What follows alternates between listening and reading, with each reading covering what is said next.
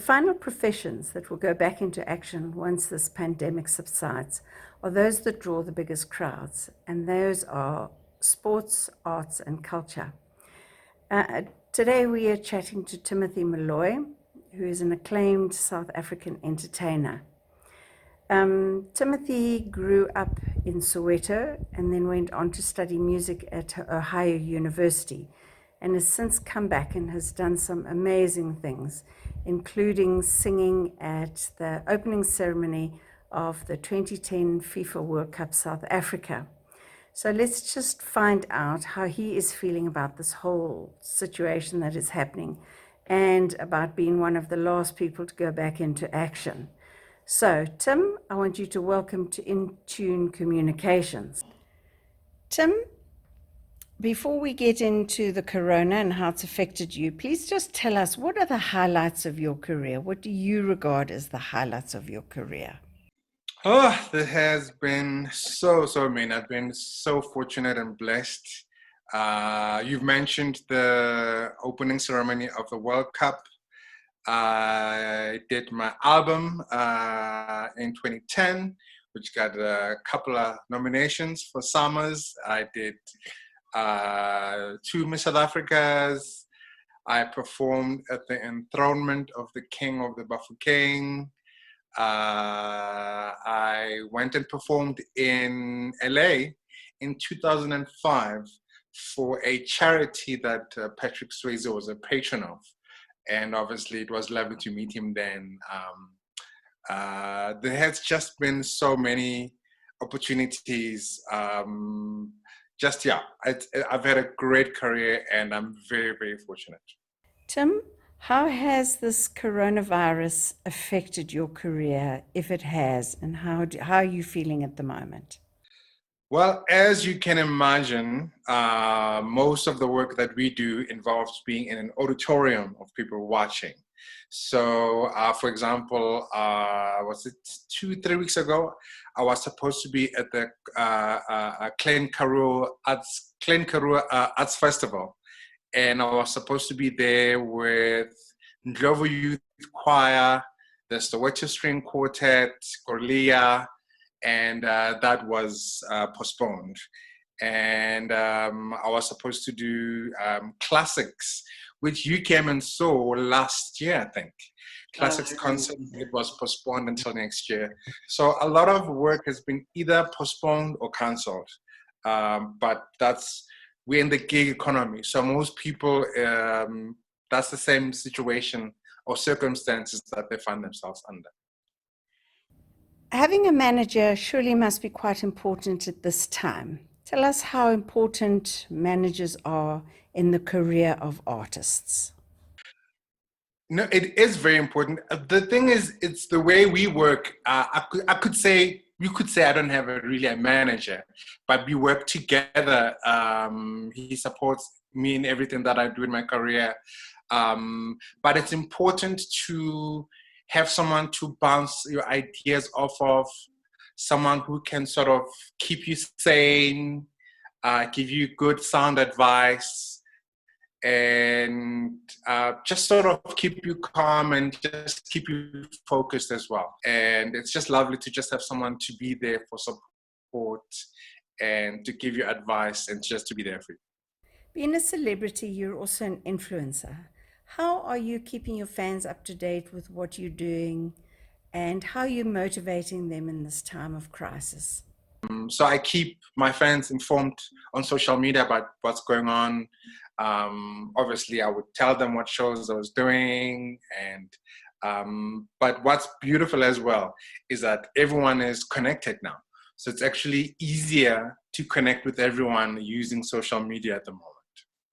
So what is keeping you busy during lockdown? Tell us what you're doing. I have quite a few, but the main one, I'm an ambassador for 67 Blankets. And this is an organization where we make blankets, and at this time we normally make scarves as well.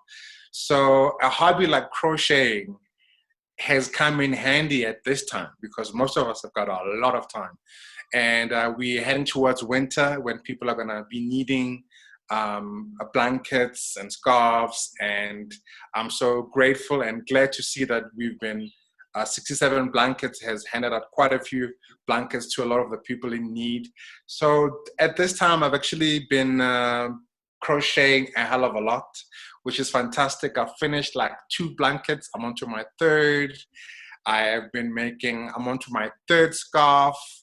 And but I mean, I love, as I say, music. There's so much music and things like Andrew Lloyd Webber, where they've been, streaming a lot of shows that you wouldn't be able to see, like on Broadway or on the West End. So that's how I fill a lot of my time. And I love cooking and baking. Been baking my favorite banana bread at the moment. Is there any work coming in for you? I mean, I did hear that you were on Radio Sonder Grense, RSG. Tell us more about that. As I said, most of our work involves being together, rehearsing together, performing in front of a live audience. But I'm glad you mentioned RSG, because on last week, is it Friday, they broadcast a concert that we recorded a few years ago with Gloria Bosman, Anna Daffel, and a great live band. And it was lovely to have people like my family who were not able to be at that concert to actually listen to the concert, because they broadcast the whole concert on the radio. And up until last Sunday, the classics concert, we're streaming the previous concerts, like the concert we did last year, and people could pay like 49 Rand 99, and all of those proceeds are supposed to go to everyone who was involved, the dancers, the performers. So there's not, in terms of new work, obviously everything is on hold. But it's lovely that some of these things that we've done in the past now are being re-aired for the audience to enjoy. Do you sing at home? And I've also believed that you've been involved in a couple of these virtual sing-alongs. Tell us more about that. I have been involved in a couple of virtual videos because these virtual videos are a way to do music together, but we record it at home, and then somebody send it out there and somebody puts it together. So I did one of the first projects I was involved in was for Classic FM. And I did a song called This Got to Be a Morning After with some of the DJs and presenters on Classic. Richard Cobb played the piano, Kutuano. There's a few of us. That was lovely. And then I have just been involved in a project called the Anthem Challenge, RSA, which was a lot of celebrities were involved, but it was to get everyone who could be a part of it. The aim was to get 1,000 people to sing the national anthem. So it was amazing to be a part of that project. And it's getting a lot of response on social media. People are loving it. It's just a way to show our unity at this very difficult time. What else are you doing in this time to keep you busy? Are you doing any learning or self-improvement? Most of my time is obviously crocheting, but I've been trying to do a little bit of gardening. I've always wanted to learn a little bit of French. So in my spare time, I try and steal a minute or 2 here and there to try and learn a few more words. But it's actually a good time now to reflect because we live such busy lives. And it's sort of a blessing in disguise to be able to just switch off and relax a little bit. And hopefully when this thing is over, who knows when it will be, but we can just be refreshed and energized and ready to get back into it.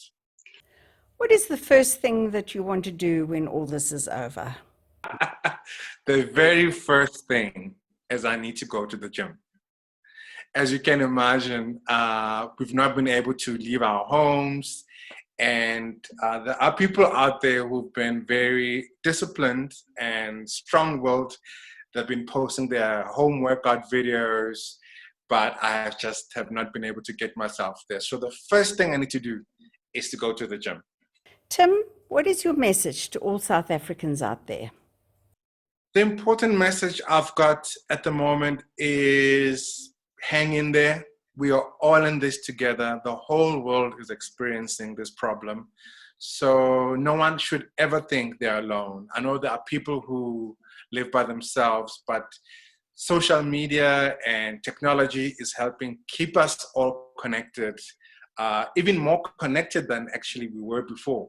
So I would just say hang in there and persevere. Know that whatever you're going through, you're not going through it alone. And we're South Africans. We've overcome so many difficulties in the past.